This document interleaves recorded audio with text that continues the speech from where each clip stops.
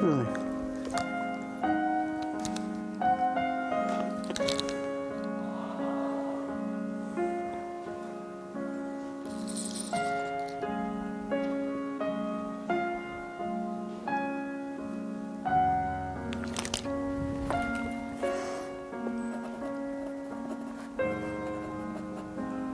Okay, I'm ready anytime you want. I think that why you were called in to work on the project and what you're looking for and what you find, what difference that makes to what they're trying to determine about the site. Okay. I work most archaeological sites to determine what the stratigraphic relationships are between site contents, archaeological contents, and the normal environment. And in this case, the soil environment. The soil in forested regions is quite acid, and the roots of the trees and of the vegetation churn it around so that it becomes quite difficult to make any sense out of good stratigraphic control. So it's hard to tell where the materials, archaeological materials, are actually coming from. For this site, we have fairly good stratigraphic control, which is quite different than most sites in similar regions. And we have two main packages of soil at this site. Above a sterile basement, which is Pleistocene, a Pleistocene drift, or tell. The soil packages here are what we call sequins, a soil horizon and a B soil horizon together. And the uppermost sequin is composed of a modern A horizon with lots of organics and a orange oxidized or brownish oxidized B horizon below it. These soils are fairly modern and support the present day vegetation. Underneath these two soil horizons, or the first sequin, is a buried A and B horizon, which contains most of the archaeological materials. And it's quite difficult to recognize here because it's quite old, possibly as old as around 7,000 years ago. And much of the site contents that was organic has been put into solution by the acid soil and essentially washed away. That archaeological material is what we would normally use to interpret what man was doing here back in those days. Very few things are left in the site which pertain to the archaeological aspects of it.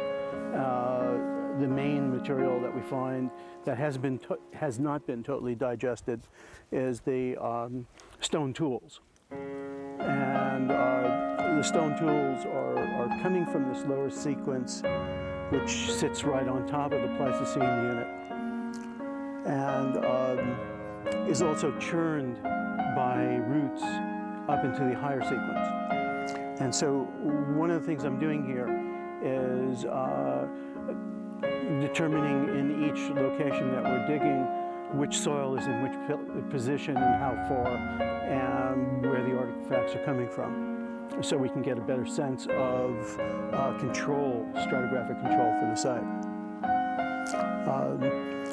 Other things that we're doing here aren't, in a geological sense, are not being done at the site, other than collecting samples of soil for a later study, or collecting rocks for later study. And most of that other material that is done in the laboratory. Can you tell how old soil is without organic material? Yeah, with uranium dating, not very well. The site age is determined here essentially because we have some sense of the typology on the stone artifacts, not because we have good carbon-14 control over the site, dating-wise. And so it becomes critical for us to gather as much information in as careful a way as we can for this site. First of all, it's fairly unique in the sense that we can at least recognize the lower soil sequence where the archaeology is coming from. Most sites like this, you cannot do that in. Second, we are actually finding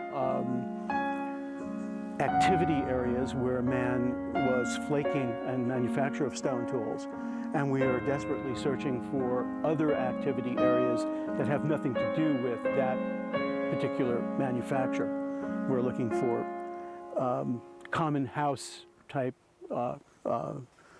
fire pits and other structures and indications that man was here.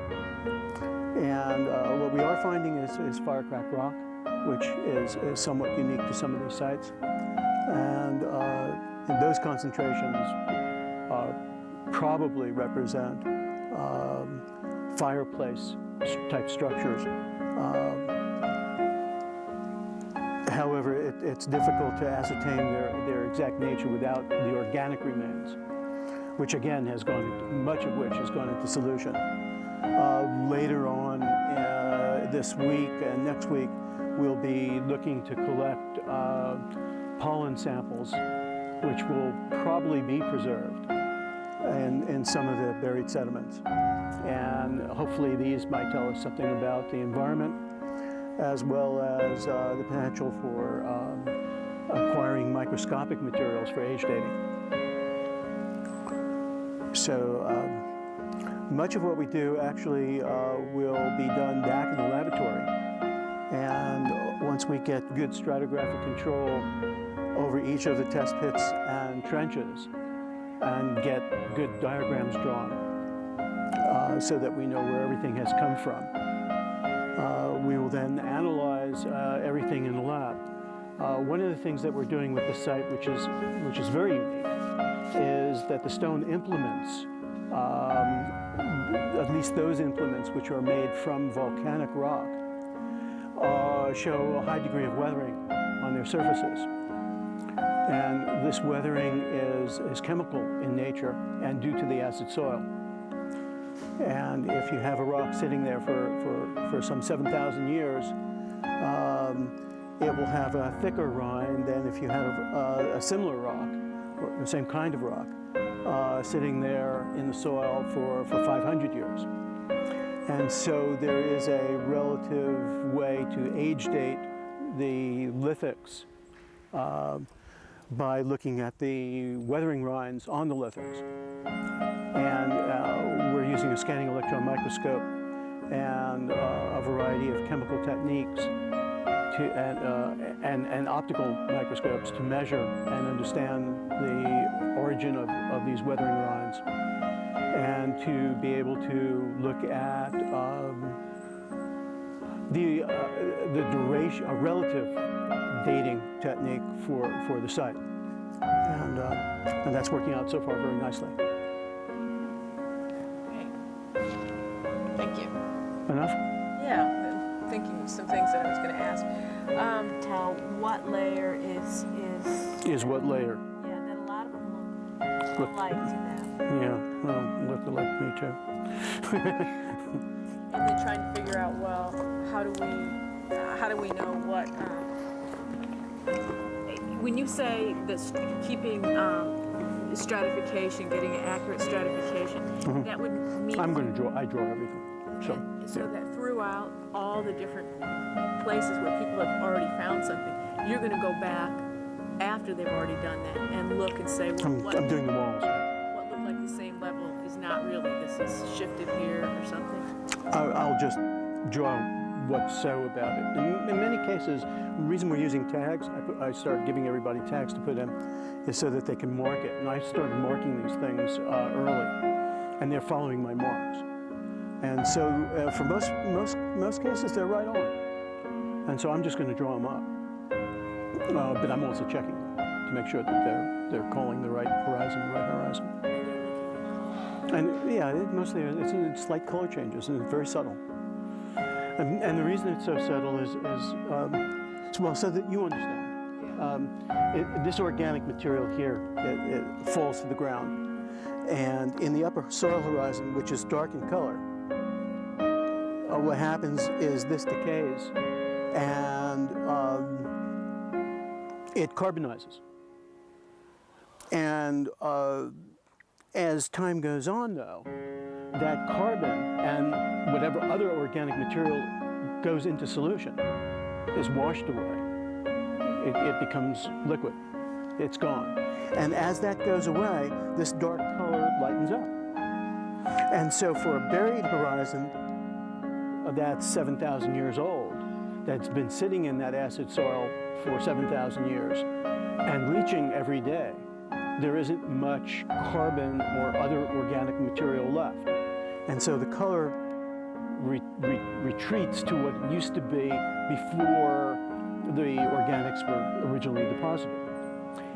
But there is a slight change. It didn't all go away. And if you squint and you're careful, you can find it. And if you could, but it's difficult. Judge by what the environment was like at the time, the weather. Maybe you could figure out how long it takes certain kind of organic materials to break down. So is that how you would figure out? No, it's going to be about the same as today. What we're going to do, we just. I figure out the layers just by looking at them. Okay, and they have certain structure changes and stuff. The older they are, they have different kinds of of structures that most people will not see. There's more clay in this, and you know, and we have structures in the soil called PED structures, and so it's more than just color.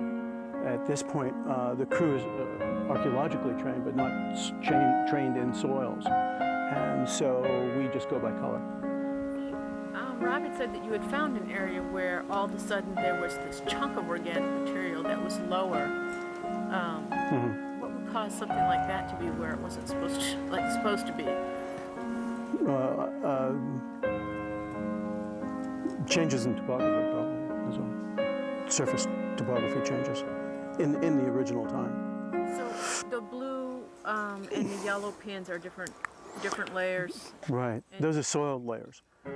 And this becomes more complicated because it has little to do with how the stuff gets here. The soil has to do with, once it's here, how it weathers and matures. Yeah, it's a maturing process. Sedimentation has to do with how it gets here. And this stuff is deposited from upland sources nearby, but by overland wash, just like springtime, wintertime runoff. And the link between, if they're trying to, it sounds like they're trying to determine that whether or not this was a site that was used by Snoqualmie or other Indian peoples in the past at different time periods in the past, either as a habitation spot or as a tool manufacturing spot. A combination.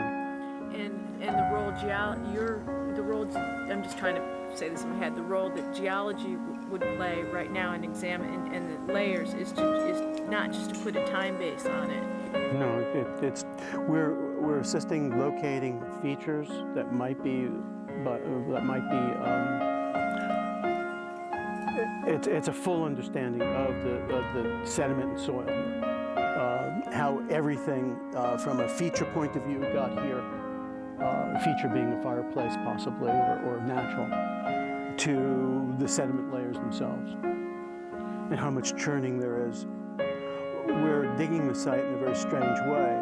We're asking everybody to dig it in a very super careful way, that any time there might be a feature, even though it might look like it's a recent fire burn or something, a forest burn, we treat it as if it were a feature. Go slow. And this is not normally done. So we're being anal. Really, we are. And the purpose behind that is we understand what's happened here, and what we're doing is we're hunting for that one elusive or two elusive features, archaeological features, that give us a much better, clearer picture of what kind of site and what people were doing here. Up until now, most of these kinds of sites are known only from the lithic contents. And so the people who lived here are only known from their stone tools. And there's much more to the people than their stone tools. And so what we're doing here is attempting to find that. And we're using as much geological and archaeological knowledge as we can muster in that process. I hope we find a fire pit or something like that that would Helps us out, we sure will. Yeah. Well, thank you very Sure. much. Sure. I'm learning talking to people. And serve as a link to other departments and the utility.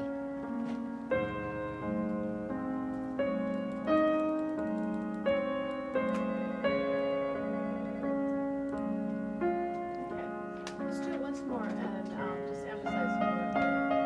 Okay, Because you have a really short line. So yeah. Okay.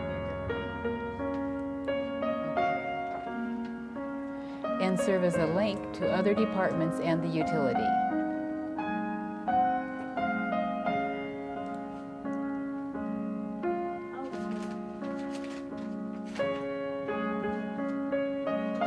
I have another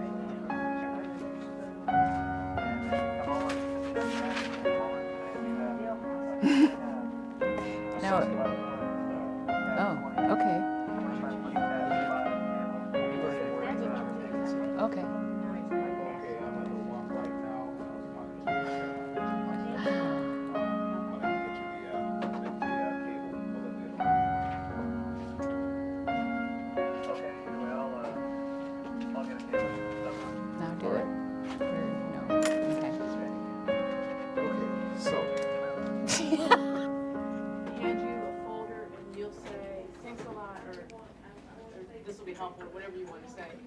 and then you can just head off down that hall. And then wait till you hear her say her line for a while before you head back. Because we're going to shoot a little bit of working. So before you can come back. So. Oh, I have to go down the hall and then come back? No, you don't have to. I'm just saying wait. Just walk out of sight. So you don't re-enter the shot.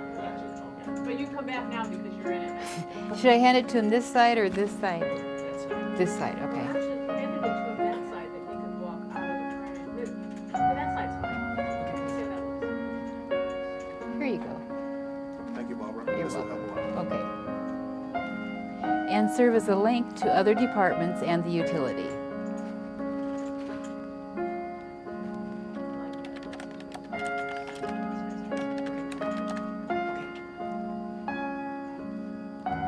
And one thing I might have to do, Barb, is because I'm losing your hands, is after, I know this is going to sound kind of awkward, but after you hand him the folder, just keep your arm up near your desk, like on your, This arm? yeah, because otherwise your hand drops off. I have to keep the camera high enough to keep him. Oh, I standing see. up, but not to drop your, Okay. almost right here, I'll give it a 3 now, and then we'll start. 1, 2, 3. There you are. Thank you, Barbara. This will help a great deal. Thank you. And serve as a link to other departments and the utility.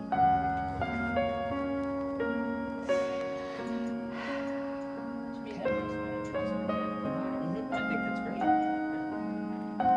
But you need to do it again. Well, I was helping us. Pardon? I Sorry, don't what is know. your name? Addison. Addison? Thanks. Okay. Okay. 1, 2, 3. Here you are. Thank you, Barbara. This will help a great deal. And serve as a link to other departments and the utility.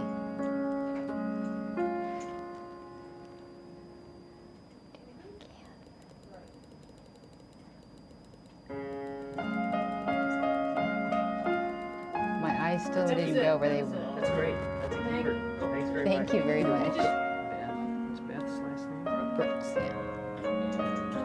Llewellyn. It's, yeah.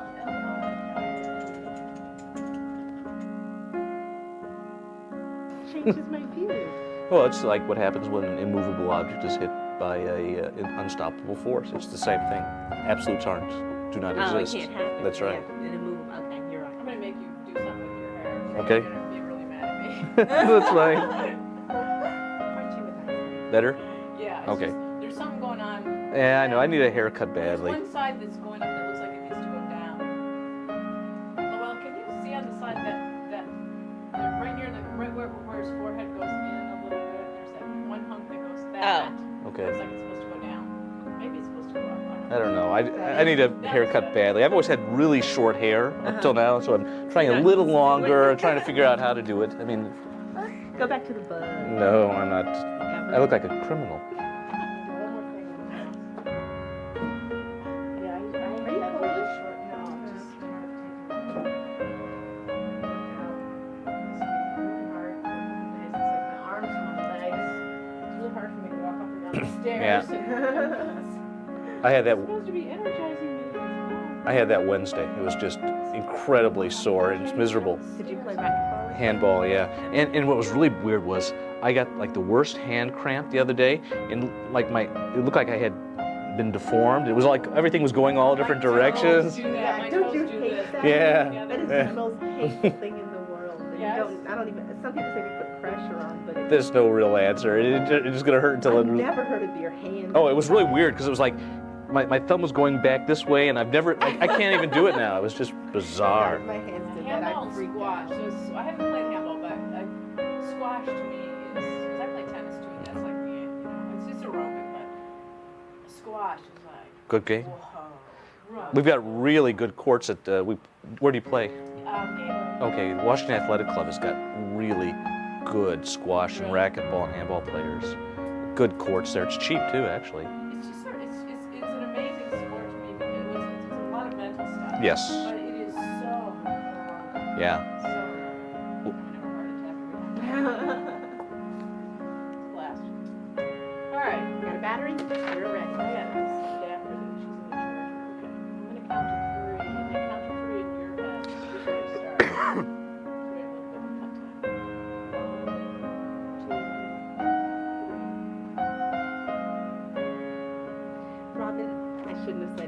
I'm sorry.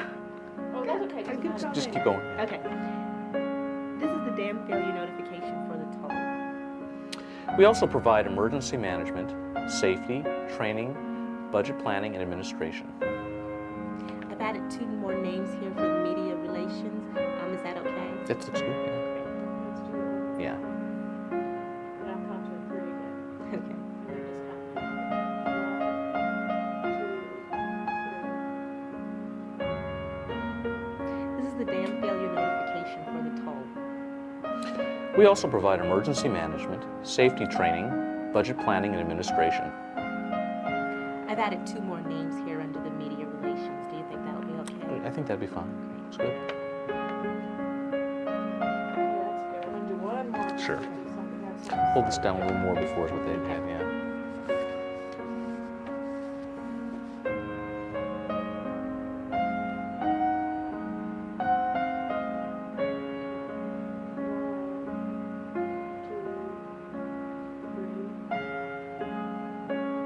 This is the dam failure notification for the toll. We also provide emergency management, safety training, budget planning, and administration. And I've added 2 names under the media relations. Will that be okay? Yeah, I think that looks good.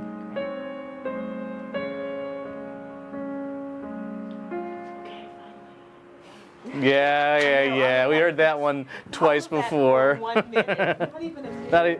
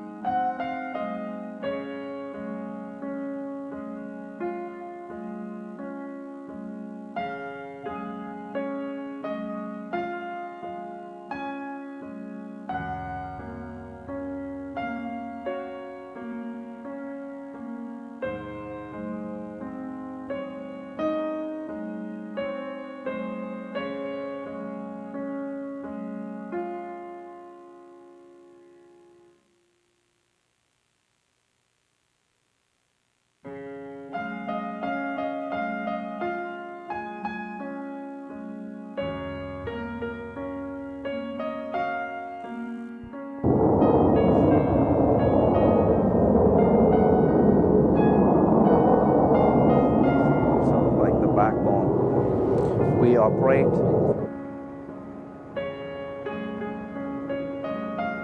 Welcome to the Field Operations Branch of the Seattle Public Utilities.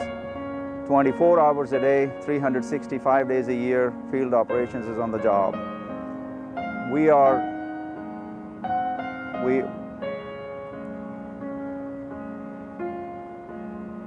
operate and we are sort of like the backbone of the Seattle Public Utilities.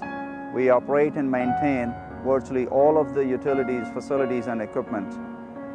We have 4 divisions: drainage and wastewater, water, solid waste, and field sport.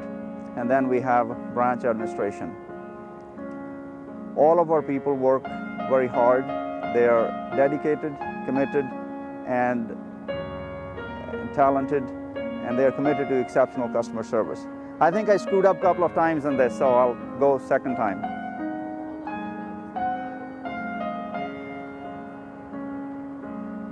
We are sort of like the backbone.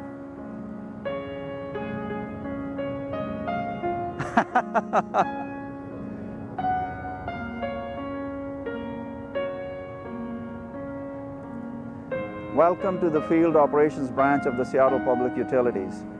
24 hours a day, 365 days a year, field operations is on the job. We are sort of like the backbone of the Seattle Public Utilities. We operate and maintain virtually all of the utilities, facilities, and field equipment. We have 4 branches, we have 4 divisions: water, drainage and wastewater, solid waste, and field sport.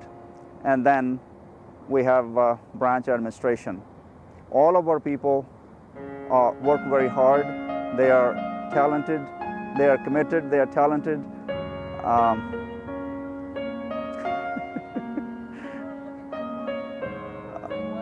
So I think it's okay. They're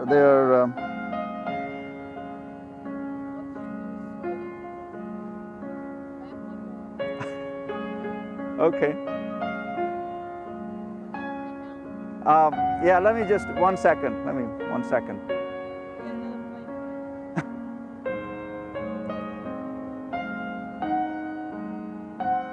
Welcome to the Field Operations Branch of the Seattle Public Utilities.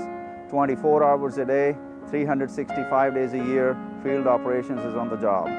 We are sort of like the backbone of the utility.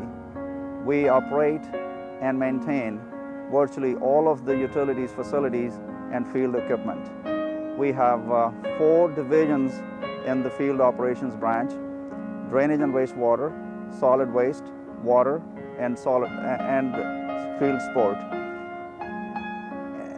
And then we have branch administration. All of our people are dedicated, talented, and committed to exceptional customer service.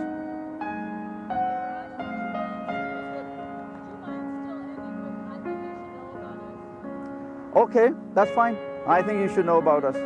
I think you should know about us, okay? I think there was one little thing in that, so. I'm fine.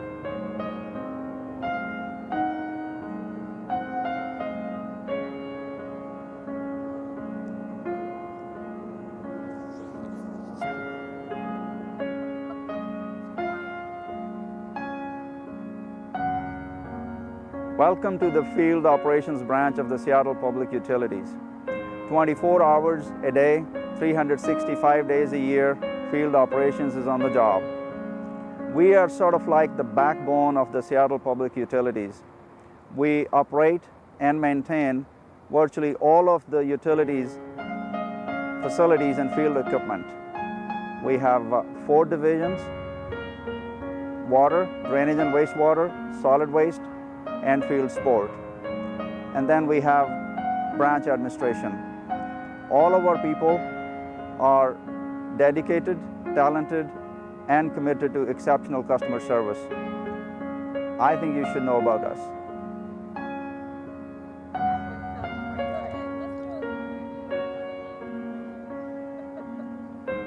Well, see, Beth, you were here, that's why. We're going to do another one where we're going to just take a tighter shot of you. So same thing, but we'll just change the camera shot a little bit. Okay, my glasses are still fine.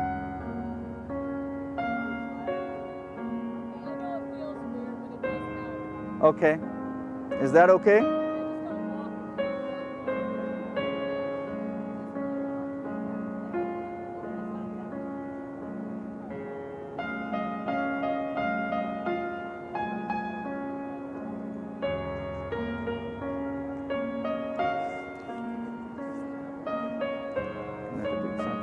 Service.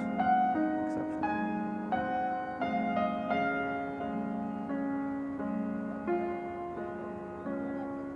Okay.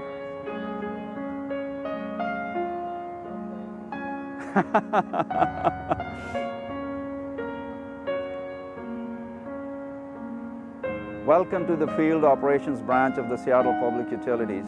24 hours a day, 365 days a year, Field Operations is on the job. We are sort of like the backbone of the Seattle Public Utilities.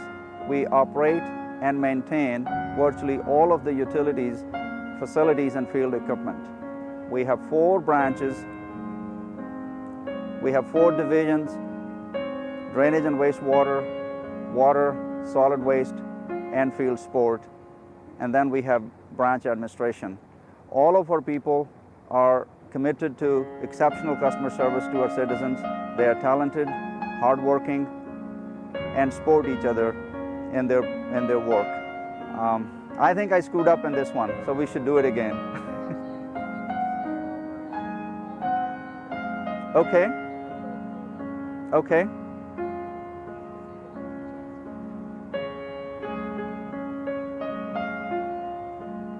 See, this is what happens, Beth.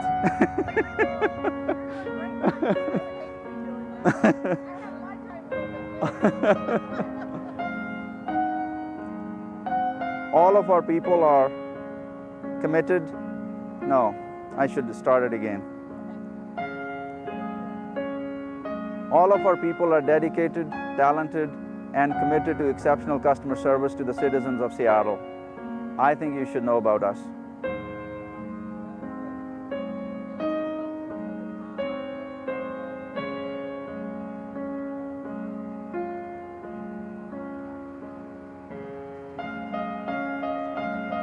Okay, thank you.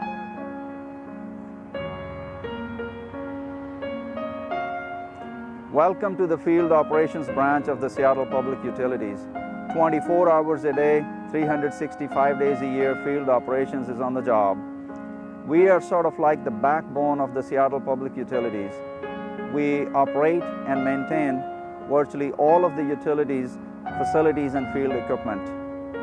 We have 4 divisions in the branch: drainage and wastewater, water, solid waste, and field sport.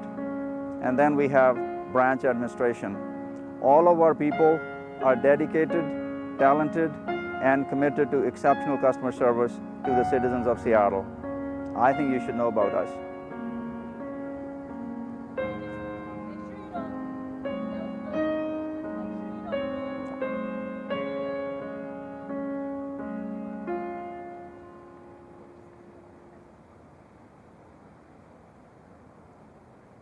Welcome to the Field Operations Branch of the Seattle Public Utilities. 24 hours a day, 365 days a year, Field Operations is on the job. We are sort of like the backbone of the Seattle Public Utilities. We operate and maintain virtually all of the utilities, field equipment. Okay, I'll start it over again. See, this one is a real tricky one. Utilities, facilities, but we need to say that. So I'll start all of the utilities, facilities, and field equipment. Okay. All right.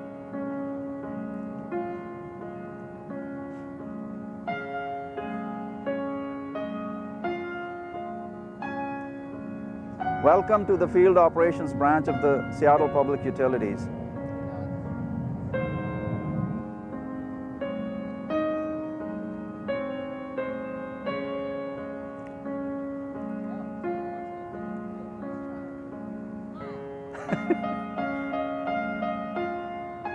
Welcome to the Field Operations Branch of the Seattle Public Utilities. 24 hours a day, 365 days a year, Field Operations is on the job. We are sort of like the backbone of the Seattle Public Utilities.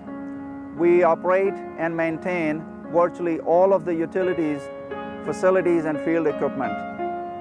We have 4 divisions in the branch: drainage and wastewater, solid waste, water, and field sport. And then we have branch administration. All of our people work very hard. They are dedicated, talented, and committed to exceptional customer service to the citizens of Seattle. I think you should know about us.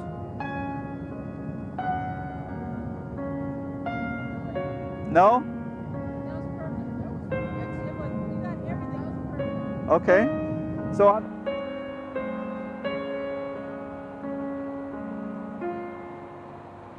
welcome to the Field Operations Branch of the Seattle Public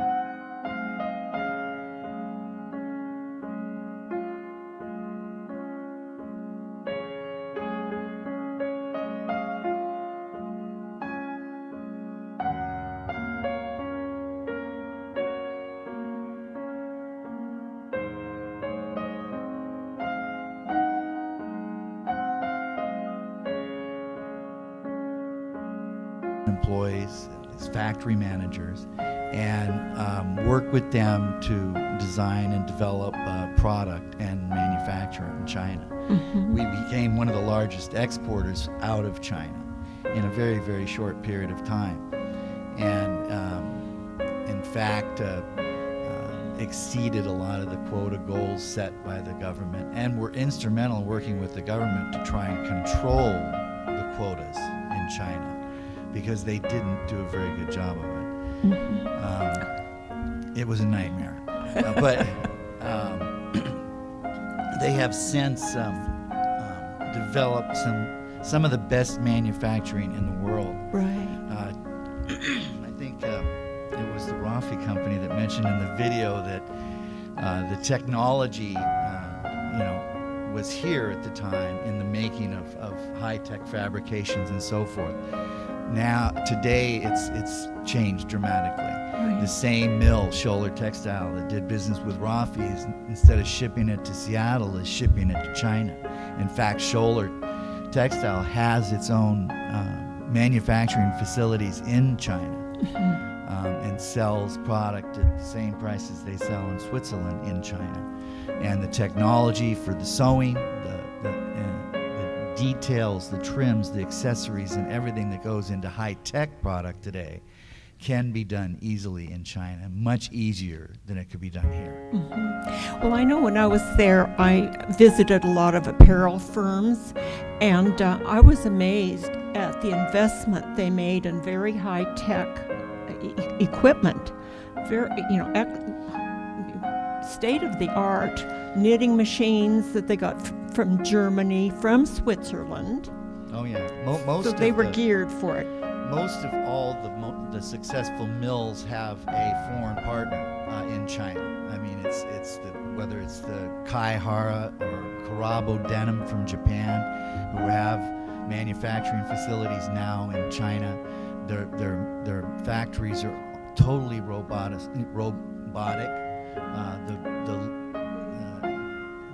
It's just amazing today what's being done in China with the help of foreign countries developing that business. We have about 10 minutes left, so I'd like to open up the floor to any questions for our panel. We've kind of asked a lot of questions. Anybody have anything they'd like to ask the panel?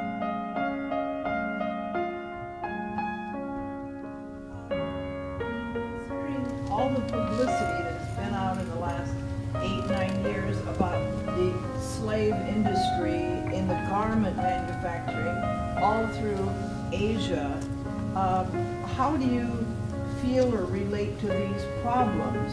And I don't, for whoever wants to answer. Dean, would you like to answer that? For about 8 years, I was head of social compliance for Nordstrom Worldwide. So those types of issues I had to bring to the board of directors whenever we had a problem with them. It's surprising that when you go into those countries and you work with the factories, most garment manufacturers have a code of ethics, and most of the U.S. customer, matter of fact, most of the worldwide customers working with those factories have their own what we call code of ethics. There's extensive inspections done on the factories. I would say what you see on CNN, and we have a saying, you've been CNN'd, is that probably out of 100 factories, there might be one that is operating and has got underneath the radar in that respect. But it does no government, it does no society any good to have those types of activities taking place in their country. And so the governments are very strong about that, but even more so the customers are, to the point where customers have such stringent requirements. So like Nordstrom has stringent requirements, Ralph Lauren Polo would have stringent requirements, Eddie Bauer would have stringent, to the point where they were layered over layer over layer, that some even contradict each other. It's reaching a point where now there's becoming an international code of standards, which then also has UN watchdogs and stuff going through these. So it's very exciting to see what's going on there. The living conditions, there are a lot of dormitory living conditions. A good example is I was in a factory in southern China, and I was talking to a young lady about how often she went home, because she was excited. It was getting close to Chinese New Year's and she was going to be going home for 3 weeks. And she lived in Upper Mongolia, and it was a 3-day train ride back to her family up there. She says, where I live now is fabulous because at home we have no running water. We live in an yurt, you know, those big tents out in the, tent out in the desert. So she works, she has hot water. She takes a shower every day. She has 3 hot meals. She has a bed, and she sends 80% of her income home to her family. And then I met another gentleman in Saipan, and I said, you know, how long have you been here? And he says, oh, I've worked in this factory for 14 years. So, well, he was a manager there. I says, well, how often do you go home? He goes, I go home twice a year for 3 weeks. And I says, I couldn't imagine doing that. And I says, how could you do that? I mean, you're away from your family and so forth. He goes, oh, it's great. I own 14 apartment buildings in my hometown. So you know, I kind of relate that to the men that go up in Alaska and work on the oil fields, or a young man. Yeah. Or you take a lot of us in the Northwest during our college breaks and that worked on a fish processor. Now, if you've ever worked on a fish processor, that is an amazing job. So people do things to be able to make a living in that. But as far as slave labor and things like that, personally, I've never run across it, and I've probably been in 1,000 factories. But it does take place, and when it does, most of the compliance groups immediately vacate it and report them to the government. Yeah, just one thing on the negative side. The biggest problem China has as a developing country right now is that the concerns about ecology. The impact at the manufacturing, there's more problems from manufacturing, not just in fashion, but in total, that are impacting the environment, and that's a much bigger concern than anything else right now. Well, thanks. Maybe one more question before we, in the back? There were so many companies mentioned in that movie. Who's left today? New companies are being created all the time. And Union Bay, Shaw Safari, We're actually celebrating our 30 years being in this industry. Yeah. Just a couple words of inspiration. I'm looking out here, and you're probably a bunch of you are thinking, geez, am I going to get into the Garmento business, into the Schmata game, as it's called? And Schmata is Yiddish for rag, and it is, for years, the world is known, the garment industry is known as the Schmata business. In any case, if you think you can and you think you can't, you're right. Okay, so if you have a great idea and put it together, a solid vision of what you want to do, people that say no to you, that's the one last person that's going to say no, because eventually someone's going to open the door and you're going to get a start, and be willing to start at any level, selling shoes, you know, like this, and go for it. Just go for your dream. Thanks, Winnie. I think we had one last question. Problems the manufacturing companies are causing in overseas. My question is, what are your companies doing to help alleviate some of those environmental problems that the manufacturing process is causing? Okay, there's standards in the world which are called ISA, International Standard Association. So there's ISA 9100, which is processing. 8700 is kind of the green version of that. And what a lot of companies do is they get set up so they can take care of the effluents that come out. So in other words, the dyeing facilities have pools and stuff that they reprocess the water so that they can use it again. It's interesting in Asia, and especially certain countries, I think Thailand comes to mind. You go down the road and there's a big sign, we are now ISO, it's ISO 9000, you know, or we're ISO, that's right, it's ISO, it's not ISA, it's ISO. Or we're ISO 8700 or 8300. They brag about that because it shows that they're coming forward to international standards. Now, there is a little, having said all of that, there are still different versions of what that should be.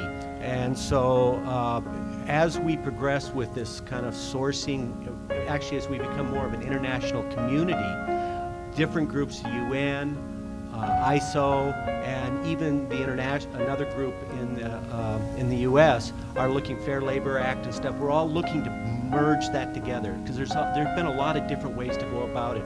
But just out of necessity, people are starting to bring it together, and over time it becomes stronger and stronger. The European countries will not manufacture in certain factories or buy any product that's not green, so to speak, and there is a certificate. When we buy fabrics, there is a little certificate on there that says those fabrics have been manufactured according to certain standards. So a lot of that is moving forward. It doesn't happen overnight. Thanks, Dean. Any other questions quickly before we close? Well, it sounds like you're sort of independent of WTO then, or are you part and parcel? WTO really has to do more of the legislation of trade, and quotas was part of it. And that, see, quota ended last year. 2005 was the end of quota, but there still are, on certain countries, there were provisions there to our anti-dumping laws, for an example.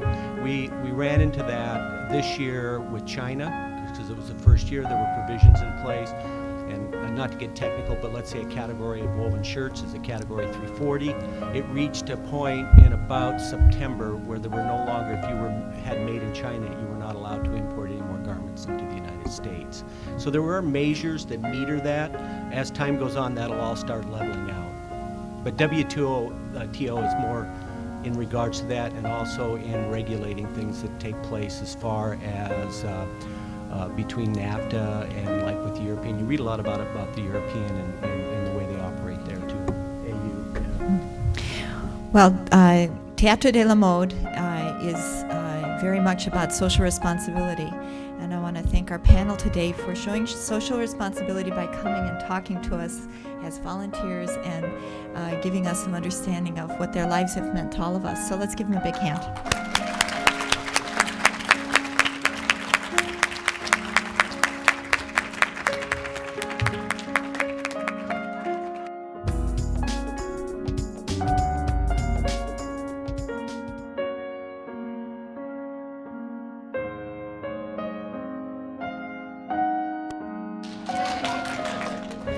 Wonderful. Well, thank you so much, panel, and thank you, audience. You've been wonderful. And so many of you